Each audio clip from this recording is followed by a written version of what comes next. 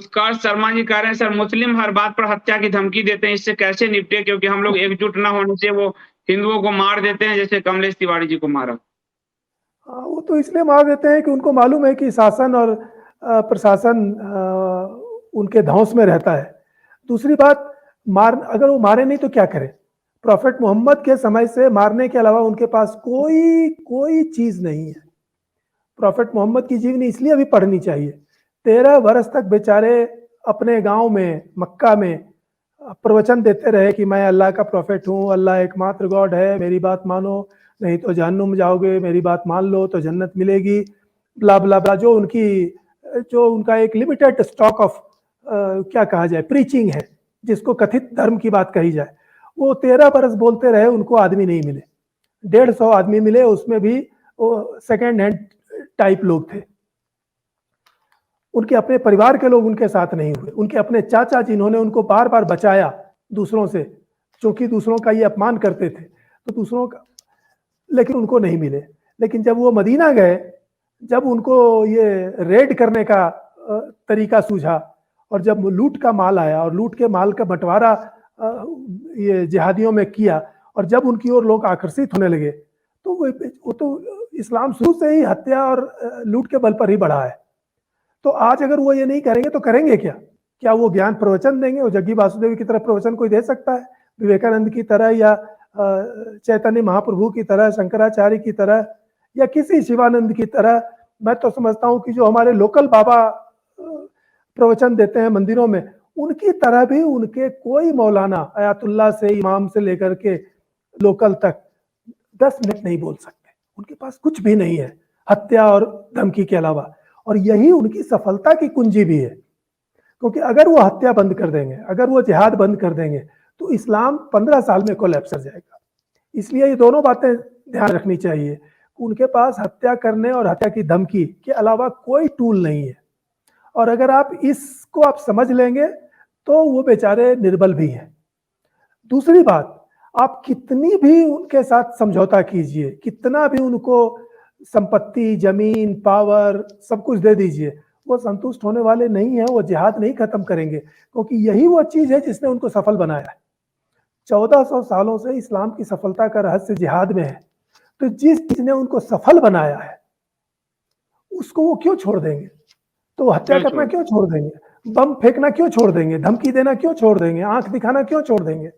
इसलिए दोनों ही बातें हैं कि चूंकि उनको इससे सफलता मिली है इसलिए उसको पकड़े रहेंगे। जैसा आपने देखा, आधा देश उनको दे दिया गया, फिर भी मुसलमान फिर वही कर रहे हैं। यहाँ उनको स्पेशल पावर दिए गए, स्पेशल राइट्स दिए गए, फिर भी वो वही कर रहे हैं। उनको 370 दे दिया नेहरू ने, फिर भी वो वही करते रहे। उनको पूरा हिंदुस्तान भी दे दीजिएगा तो भी वो यही करते रहेंगे, क्योंकि उनको इसके अलावा कुछ उनके पास नहीं है। और ये इससे उनको सफलता भी मिलती है। लेकिन इसमें भी कोई संदेह नहीं है कि जिस दिन आप आंख मिला करके उनके सामने कहिए कि भाई हम इस्लाम की हकीकत जानते हैं, जो गालिब भी कह चुके हैं, मीर भी कह चुके हैं, सलमान रुश्दी भी कह चुके हैं, दुनिया के 50 बड़े बड़े मुस्लिम विद्वान भी कह चुके हैं कि भाई उसमें दम कुछ है नहीं, इसलिए आपको जो भी करना है छोड़ दीजिए, क्योंकि आप जीतने वाले नहीं हैं। इस्लाम जीतने वाला बिल्कुल नहीं है। इस्लाम को सिर्फ टेक्नोलॉजी ही वो अपने आप में खत्म कर देगी, क्योंकि दुनिया को जो भी चीज चाहिए, जिसमें मुसलमान भी शामिल हैं, सुबह आंख खोलने से लेकर के रात में सोने तक और जन्म के दिन से लेकर मृत्यु के दिन तक, जितनी भी चीजें मनुष्य के जीवन के लिए चाहिए, उसमें एक भी इस्लाम नहीं बना सकता, उसमें एक भी मुस्लिम समाज नहीं बना सकता। वो हर चीज के लिए दूसरों पर निर्भर है। ऐसा समाज, ऐसा आइडियोलॉजी, ऐसा मतवाद कितने दिन टिकेगा? स्वयं उसके समाज के लोग अगर ये हिंसा की धमकी छोड़ दी जाए, ये जो सो कॉल्ड लॉ ऑफ शरीयत है कि जो इस्लाम छोड़ेगा उसको हम मार डालेंगे, तो आप देखिए कि ये इससे बढ़ करके इस्लाम की वैचारिक और जिसको मैं कहूँ कि नैतिक दरिद्रता नहीं हो सकती कि वह अपने समाज के व्यक्ति को भी बिना हत्या की धमकी के अपने साथ नहीं रह सकता। तो ऐसा मतवाद कितने दिन चलेगा?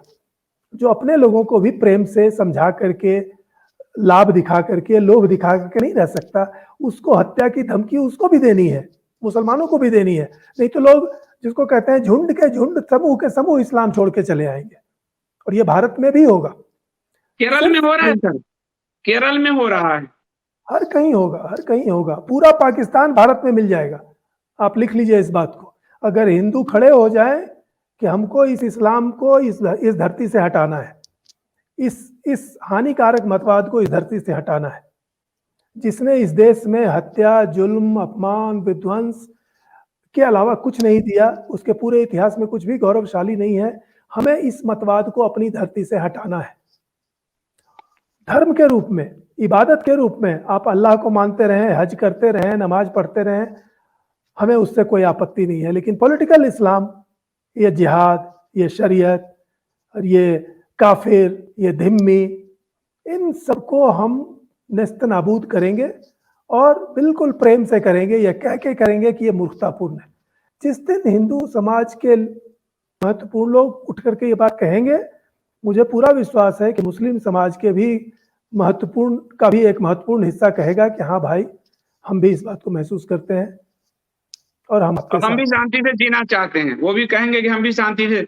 और फारूक अब्दुल्ला ने तो कह ही दिया सर कि, या वो जो गुलाम नबी आजाद, के हमारे पूर्वज हिंदू थे, वो कह ही रहे हैं अब तो। पूर्वज तो देखिए, पूर्वज तो अरबों के भी गैर मुस्लिम थे, वो कोई खास बात नहीं है। वो तो पूरी दुनिया में जितना जहां भी इस्लाम है, उसके पूर्वज तो गैर मुस्लिम ही थे। इस्लाम कैसे, प्रॉफेट मोहम्मद की माँ ही गैर मुस्लिम थी, प्रॉफेट मोहम्मद के चाचा गैर मुस्लिम ही मरे, जिन्होंने उनका पाला पोसा, पढ़ाया, बचाया। उन्होंने कहा नहीं नहीं, हमको नहीं इस्लाम चाहिए।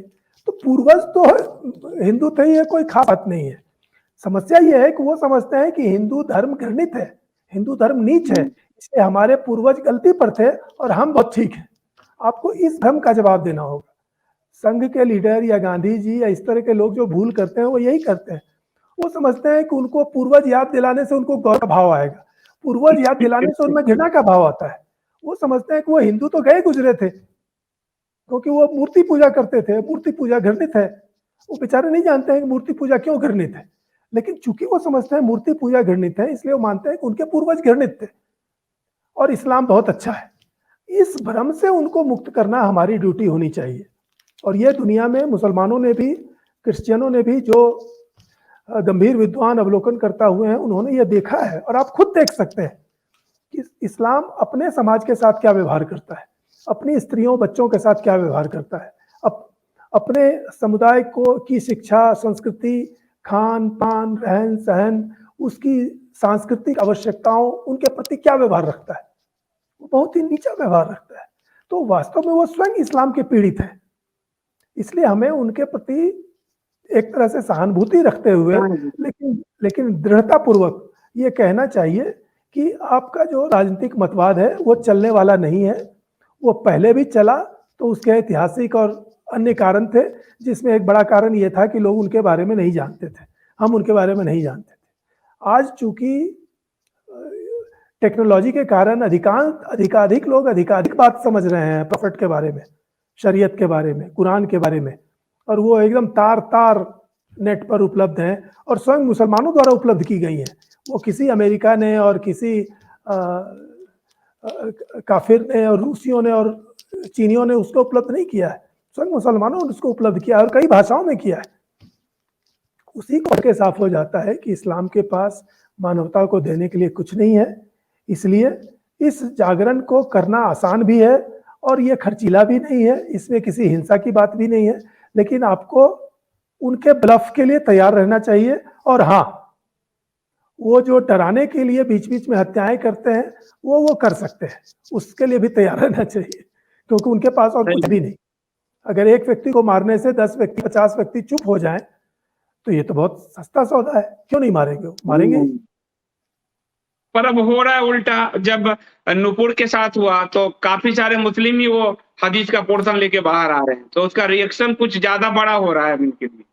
नॉट ओनली दैट, मुझे अब शक है कि जो सचमुच मारते हैं नूपुर को, वो वास्तव में गंभीरतापूर्वक सोच रहे होंगे कि नहीं मारो, क्योंकि कभी कभी उसका जो रिएक्शन है, उसका जो प्रचार है, वो उल्टा हो सकता है। तो वो बहुत अच्छे पॉलिटिशियन भी हैं जो मुस्लिम लीडर हैं, जिसमें जिहादी भी हैं।